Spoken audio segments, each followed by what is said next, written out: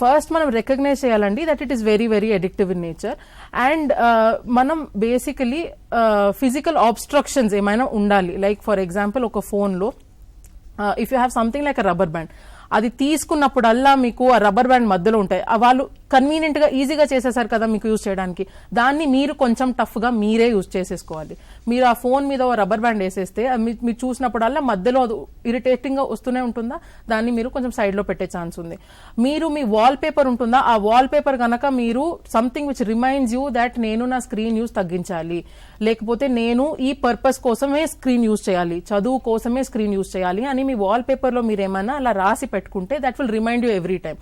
Because ఈ phones ఎలా design అయి ఉన్నాయంటే మీరు తీసుకుంటే మీరు మర్చిపోతారు, మీరు ఫోన్ ఎందుకు తీసుకున్నారో మీరు మర్చిపోయి, మీరు మేబీ గ్రోసరీస్ ఆర్డర్ చేయడానికి మీరు ఫోన్ తీసారో ఏమో, మర్చిపోయి మీరు ఇన్స్టాగ్రామ్ లో వెళ్ళి రీల్స్ చూడడం స్టార్ట్ చేసేస్తారు మీరు.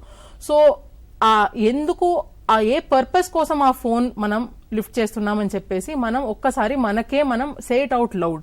ఎస్పెషలీ మీ పిల్లలు ఎవరైనా ఉన్నారు, మీ చిన్న పిల్లలు ఎవరైనా ఉన్నారంటే వాళ్ళకి చెప్పండి, నేను నా స్క్రీన్ ని నా ఫోన్ ని యూజ్ చేస్తున్నాను టు ఆర్డర్ గ్రోసరీస్. మీరు చెప్పిన తర్వాత you will obviously use it for that one cause, and use చేసిన తర్వాత మీరు సైడ్ లో పెట్టేసండి అంతే.